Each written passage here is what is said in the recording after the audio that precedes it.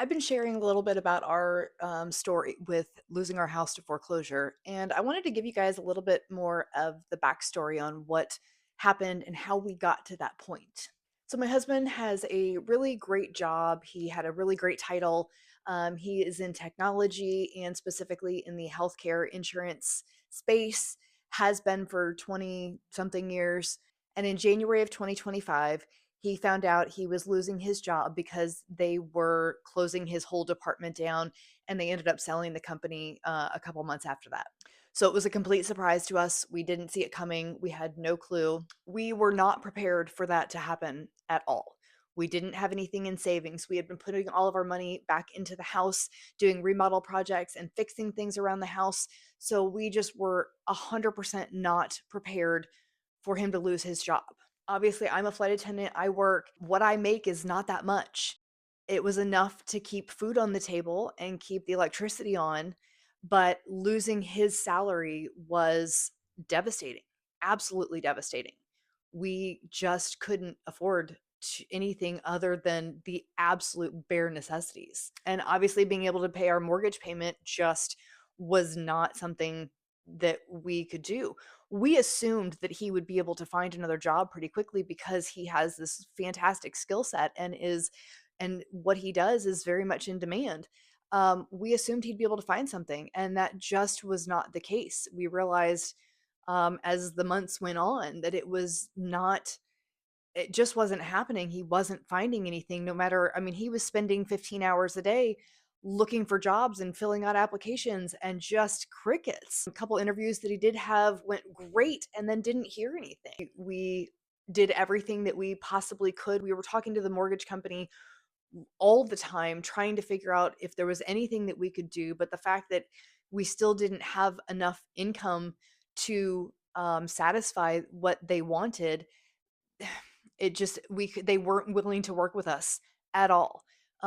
We realized very quickly that it was a very predatory lending company. We think that they just really, when they realized that we couldn't pay the mortgage payment, that they were just doing what they could to get to the point where they could foreclose on us. And it was really frustrating. The nice thing with my job is that I can work kind of as much as I want within legalities. At the time, I was still commuting to Seattle from Phoenix, but I was working nonstop just to give us as much income as possible to keep the lights on and keep food on the table, keep the kids fed. For most of 2025, I was working constantly. Pretty much, I was home maybe 4 or 5 days a month. I was gone. I was gone all the time.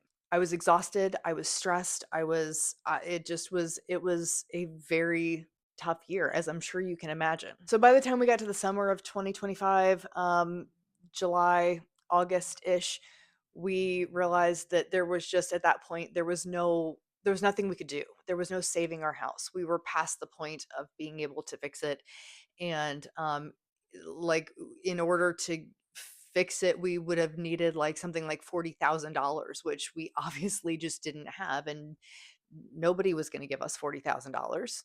So we officially signed the paperwork and handed over the keys for the house at the end of September. We did have a place lined up, a rental to move into, and at the very last minute, that fell through. And we ended up staying in a hotel we thought was gonna be for, like, 2 weeks, and it turned into 2 months. 2 months of living in a hotel room with the twins. My older son stayed with his dad, so fortunately, that made it a little bit easier. So we had 2 5-year-olds, and myself and my husband. Again, I was working a lot, so I was gone a lot, which made it a little bit easier that it was a lot of the time, it was just my husband and the twins in the hotel room. But living in a hotel room is not fun. For 2 months, it was very hard. Things started to get a little bit better. My husband did end up getting a job in November and started working again full time, and that obviously changed everything because now all of a sudden, again, we have my income plus his salary, which just made all the difference in the world. We had a really hard time finding a rental. Nobody wanted to rent to us because our credit was so bad. And most places that we went and looked at, they had multiple applications, and other people looked a whole lot better on paper than we did at that time. We got really, really lucky that we found somebody, a very nice couple who had a rental, and they were willing to take a chance on us. We explained the situation, they understood, and they were very empathetic and sympathetic to what had happened, and they allowed us to rent their home. Made all the difference in the world. At this point, we have a long ways to rebuild. We still have a long way to go to fix our credit and to ever get to the point where we can buy a house again. But we have learned a lot of lessons. We've learned a lot of lessons. It's not going to happen overnight. It is going to take us time. But we are in a much better place than we were. We're not counting pennies to go to the grocery store to be able to feed our kids. So, anyway, there is kind of the backstory on how we got to the point of losing our house and kind of where we are now. I'm sharing this story because we are not the only people going through it, and we are not the only ones in this situation. And I think it's important that we talk about it and support each other when times are tough. I wish that nobody ever had to go through this situation that we went through, but please know that if you are in that situation, you're not alone. It is possible for things to get better, and they will get better. I know it doesn't feel like it right at the moment, but they will get better.